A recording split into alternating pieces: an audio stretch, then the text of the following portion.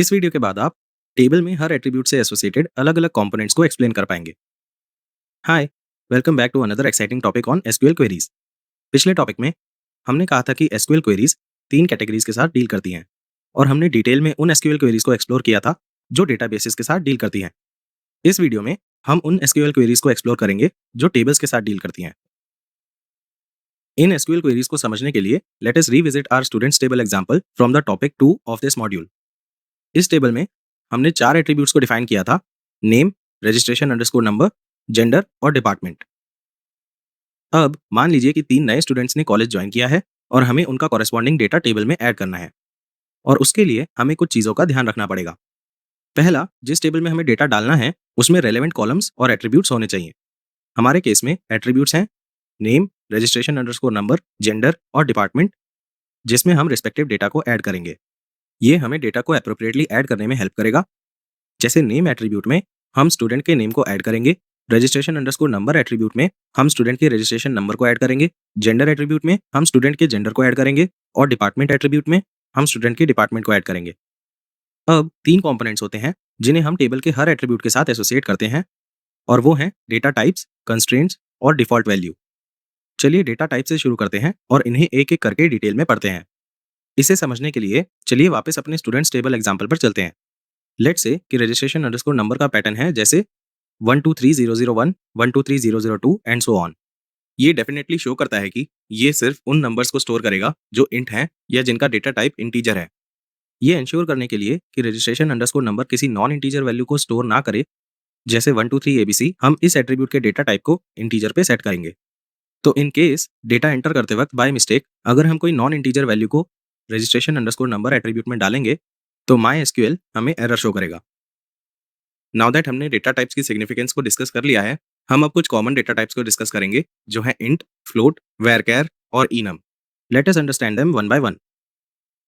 जैसा हमने पहले डिस्कस किया था, इंट डेटा टाइप में पॉजिटिव, नेगेटिव या जीरो एज वैल्यूज हो सकती हैं, पर डेसिमल वैल्यूज नहीं हो सकती हैं। तो जो वैल्यूज हमने रजिस्ट्रेशन नंबर एट्रीब्यूट में एंटर की हैं उनका डेटा टाइप इंट होगा। अब लेट्स से कि हमें टेबल में एक न्यू एट्रीब्यूट CGPA में स्टूडेंट्स के CGPA को ऐड करना है, जैसे 7.3, 8.5, 6.2। क्या हम इसे टेबल में इंट डेटा टाइप यूज करके ऐड कर सकते हैं? नो, क्योंकि जैसा हमने अभी डिस्कस किया, int data type decimal values को एक्सेप्ट नहीं करता है। तो वैल्यूज को डेसिमल्स में ऐड करने के लिए हम फ्लोट डेटा टाइप को यूज करते हैं। किसी भी एट्रीब्यूट के लिए डेटा टाइप को एज फ्लोट स्पेसिफाई करने का एक यूनिक वे होता है। हम पहले टोटल नंबर ऑफ डिजिट्स को स्पेसिफाई करते हैं और फिर कॉमा के बाद हम उतनी नंबर ऑफ डिजिट्स को एंटर करते हैं जो हमें डेसिमल पॉइंट के बाद चाहिए। तो अगर हमें CGPA को ऐड करना है, जैसे 7.3, 8.5 और 6.2, तो हम इसे स्पेसिफाई करेंगे एज 2, 1। इसका मतलब है कि हम टोटल 2 डिजिट्स को एंटर कर सकते हैं और डेसिमल पॉइंट के बाद एक डिजिट को एंटर कर सकते हैं। आप नोट करिए कि हम फ्लोट डेटा को यूज करके नेगेटिव वैल्यूज को ऐड नहीं कर सकते हैं। नाउ अ क्विक क्वेश्चन, आप फ्लोट वैल्यू को कैसे स्पेसिफाई करेंगे अगर हमें 999.99 वैल्यू को एंटर करना हो? तो आंसर स्क्रीन पे डिस्प्लेड है, चेक करिए कि क्या वो आपके कैलकुलेटेड आंसर के साथ मैच कर रहा है या नहीं। Next we have the data type varchar, जिसे हम टेक्स्ट के लिए यूज करते हैं। तो जहां भी टेबल में हमें टेक्स्ट वैल्यूज को ऐड करना होता है, जैसे नेम, जेंडर और डिपार्टमेंट एट्रीब्यूट में, तो वहां पर हम डेटा टाइप को एज varchar डिफाइन करते हैं और साथ ही हम टेक्स्ट की मिनिमम लेंथ को भी डिफाइन करते हैं जिसे हमें अकोमोडेट करना है। यहाँ पर हमने टेक्स्ट की मैक्सिमम लेंथ 255 कैरेक्टर्स ली है, क्योंकि हम एज्यूम कर रहे हैं कि नेम, जेंडर और स्टूडेंट के डिपार्टमेंट की मैक्सिमम लेंथ 255 कैरेक्टर से ज्यादा नहीं होगी। जैसा कि हमने पहले डिस्कस किया था, SQL केस इनसेंसिटिव होता है, तो ये मैटर नहीं करता कि हम varchar को अपर केस में लिख रहे हैं या लोअर केस में, बट मेक श्योर कि आप सिर्फ एक ही पैटर्न को फॉलो करें as it looks clean and professional. पर हमेशा इस चीज का ध्यान रखिए कि डेटाबेस में टेबल नेम और एट्रीब्यूट नेम बिल्कुल उसी तरीके से लिखा होना चाहिए जैसा वो डिफाइंड है। And lastly we have enum, जिसे हम तब यूज करते हैं जब हमें परमिटेड वैल्यूज की लिस्ट में से चूज करना हो, जैसे येस या नो, ट्रू या फॉल्स।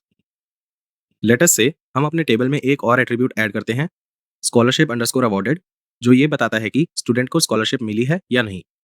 अगर हम इस एट्रीब्यूट को enum डेटा टाइप असाइन करते हैं तो ये सिर्फ येस और नो या ट्रू और फॉल्स वैल्यूज को ही एक्सेप्ट करेगा। ऐसे और भी बहुत सारे डेटा टाइप्स होते हैं, पर अभी के काम के लिए ये 4 सफिशिएंट है। अब चलिए अगले कंपोनेंट पर चलते हैं, जो है कंस्ट्रेंट्स। ये टेबल के अंदर डेटा के लिए रूल स्पेसिफाई करने के लिए यूज होते हैं एंड दीज आर ऑप्शनल। इस ट्रेनिंग में हम 4 कॉमनली यूज होने वाले कंस्ट्रेंट्स को पढ़ेंगे, जो है नॉट नल, यूनिक की, प्राइमरी की और फॉरेन की। ये सारे कंस्ट्रेंट्स को समझने के लिए चलिए वापस अपने एग्जाम्पल पर चलते हैं। सपोज हमें टेबल में एक और एट्रीब्यूट को ऐड करना है, जिससे हम टेबल में सीरियल नंबर को ऐड कर पाएंगे। इस एट्रीब्यूट के लिए नॉट नल कंस्ट्रेंट को डिफाइन करने का मतलब है कि इस एट्रीब्यूट में नल वैल्यू नहीं हो सकती है। अगर आपको याद हो तो नल का मतलब होता है नथिंग, और नॉट नल को डिफाइन करने का मतलब है कि इस कॉलम में वैल्यू जरूर होगी। नॉट नल कंस्ट्रेंट हमें डेटा ऐड करने में हेल्प नहीं करता है, रेदर ये एक रूल को एनफोर्स करता है कि इस एट्रीब्यूट में नल वैल्यू नहीं हो सकती है। नेक्स्ट हमारे पास यूनिक वैल्यू है। जब हम इस कंस्ट्रेंट को किसी एट्रीब्यूट के लिए स्पेसिफाई करते हैं, तो इसका मतलब होता है कि कॉलम में सारी यूनिक वैल्यूज होनी चाहिए। फॉर एग्जाम्पल हमारे टेबल में अगर हम सारे स्टूडेंट्स के लिए 1 2 3 सीरियल नंबर को ऐड करें, तो क्या आपको लगता है कि ये वैल्यूज यूनिक हैं?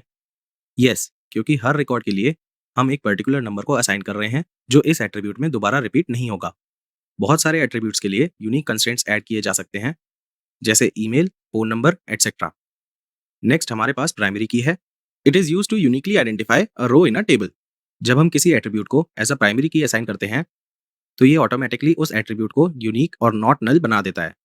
प्राइमरी की कंस्ट्रेंट बिल्कुल यूनिक की के जैसा है, और इनमें बहुत छोटा सा डिफरेंस है, जिसे फॉरेन की के कंसेप्ट के साथ डिस्कस करेंगे। आप नोट करिए कि किसी भी टेबल की सिर्फ एक ही प्राइमरी की हो सकती है। फॉर एग्जाम्पल हमारे टेबल में हम सीरियल अंडरस्कोर नंबर एट्रीब्यूट को एज अ प्राइमरी की डिफाइन कर सकते हैं, जो टेबल में हर रिकॉर्ड को यूनिक बना देगा। अब सपोज करिए कि अगर हम सीरियल अंडरस्कोर नंबर एट्रीब्यूट की जगह नेम एट्रीब्यूट को एज अ प्राइमरी की डिफाइन कर दें, तो क्या ये सही होगा? नहीं, क्योंकि हमारे टेबल में बहुत सारे स्टूडेंट्स का नाम एक जैसा हो सकता है, जो इसे यूनिक नहीं बनाता, और ये एक टाइम पर मल्टीपल रिकॉर्ड्स को रेफर कर सकता है। Next we have the fourth constraint, जो है फॉरेन की। इसे हम इस मॉड्यूल में बाद में कवर करेंगे, as we need to first understand a few more concept related to it. और लास्टली हम तीसरे कंपोनेंट को डिस्कस करेंगे, जो है डिफॉल्ट वैल्यू। इसका मतलब है कि टेबल में कोई रिकॉर्ड ऐड करते वक्त अगर हम किसी पर्टिकुलर एट्रीब्यूट के लिए वैल्यू को स्पेसिफाई नहीं करते हैं, और अगर उस एट्रीब्यूट के लिए कोई डिफॉल्ट वैल्यू ऑलरेडी सेट है, तो वो उसे ले लेगा। फॉर एग्जाम्पल चलिए हमारे टेबल में हम एक और एट्रीब्यूट को डिफाइन करते हैं, जो है NO underscore of underscore compartment, जिसके अंदर हमने ये लिस्ट किया है कि एक स्टूडेंट की कितनी कंपार्टमेंट्स हैं। Some of you may know compartment as backlog, they both mean the same. अगर हम इस एट्रीब्यूट के लिए डिफॉल्ट वैल्यू को 0 डिफाइन करते हैं, और रिकॉर्ड ऐड करते वक्त अगर हम इस एट्रीब्यूट की कोई वैल्यू स्पेसिफाई नहीं करते हैं, तो बाय डिफॉल्ट वो उस रिकॉर्ड के लिए 0 वैल्यू को ऐड कर देगा। डोंट वरी, हम नेक्स्ट वीडियो में इन सब के एग्जांपल्स देखेंगे। इसके साथ ही हमने टेबल में सारे एट्रीब्यूट से एसोसिएटेड कंपोनेंट्स को कवर कर लिया है। नेक्स्ट वीडियो में हम इन सारे कंपोनेंट्स को एसक्यूएल क्वेरीज की हेल्प से डिटेल में पढ़ेंगे और प्रैक्टिस करेंगे। सी यू देन, बाय।